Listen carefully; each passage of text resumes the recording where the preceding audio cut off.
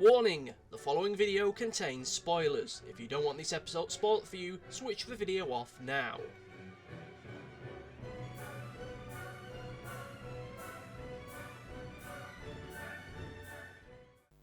You're not dealing with your average Deku anymore. He has ascended to a level beyond. He has become the legendary Super Deku!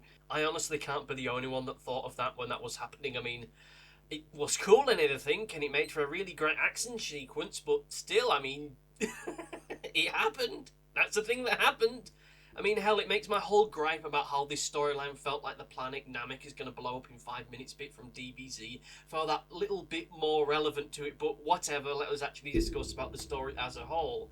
As a whole, I think that it was a very effective way to end the story arc, or at least the "we've got to save Eri" bit of it.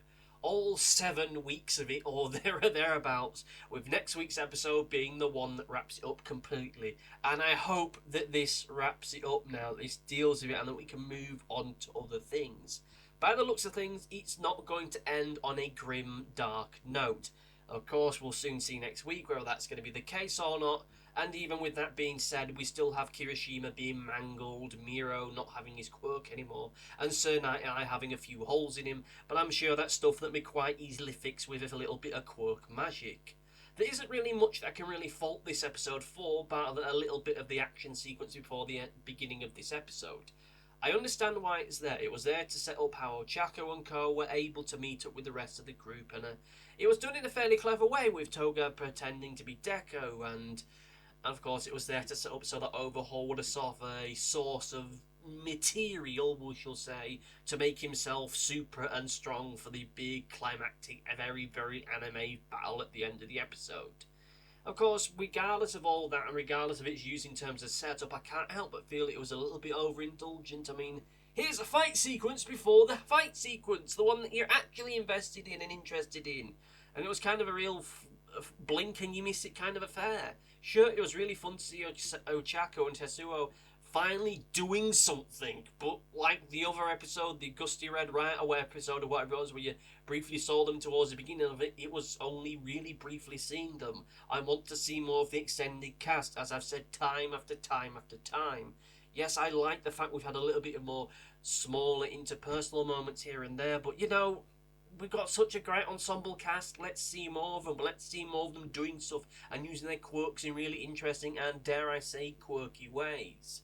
This is the final confrontation, and I like it. I like that it is the final confrontation between these two characters, between Overhaul and the heroes, or at least for the time being it is. I want it to be ended. I want it to be there, done, dusted, and for him to disappear for a few seasons before he comes back to get his revenge. In this episode, we get final confirmation that yes, Tsunade's visions can be altered, and the future that he predicts avoided in some way, shape, or form. The future is whatever you make it, so make it a good one, to quote Doc Brown.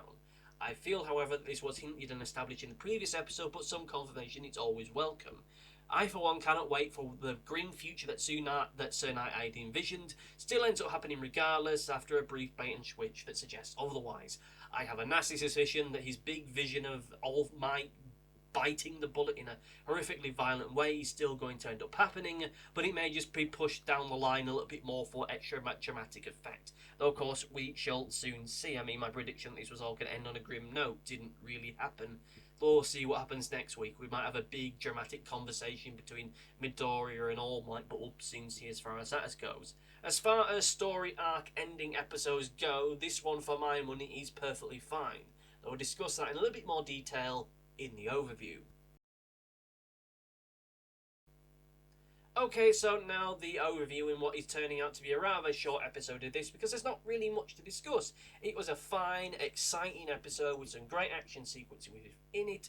Even the one towards the start of the episode that I wasn't entirely sold on was still fun whilst it lasted. There was more grimness with Overhaul. We had some great origin story stuff with Eri, learning the true nature of her quirk and how it works and how actually kind of scary it is at the same time, as well as setting stuff up for next week and going forward with this big rift between the Yakuza and the League of Villains. Is this going to build up to something greater and be further developed upon, or is it kind of just, well, the League of Villains have got their revenge, so that's kind of it?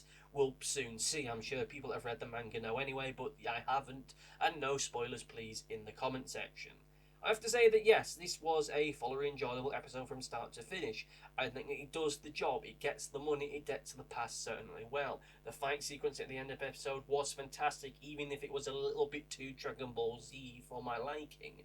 It was that moment where I worried that we're about to get the next evolution in quirk, which I'm worried that we're going to get to. We're going to get the next level of quirk, the super quirks, the ascended quirks, the quirk Mark 2s, which I really hope that we don't get. I like the fact that the quirks and the powers in this show have something of a drawback to them, and it ultimately depends on the training and the quirks themselves as to how they end up affecting our heroes. I don't want to have heroes become too overpowered. I like the idea of there being some kind of drawback to their powers, but we'll soon see about that, where that ends up going. The end sequence itself, like I say, was fantastic, and there was definitely a moment where I just went, oh, blimey, he's exploding the hell out of him, which was really neat. I really can't fault this episode on that much, but a few personal issues which extend to broader problems I have with the series as a whole and its presentation. But even then, as I've said in the past, these are things that can't really be sorted, so it's kind of a put up and shut up kind of deal. I mean, yeah, this show is never going to have episodes longer than 20 minutes. Yeah, it's going to be more of a faithful adaptation of the manga than I really think is appropriate for a television program, but at the end of the day, it still makes for a very damn fine, enjoyable show for however long or short it may be on for.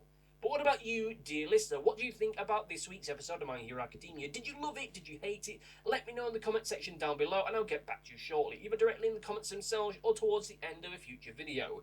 This video has been kind of really short due to two reasons.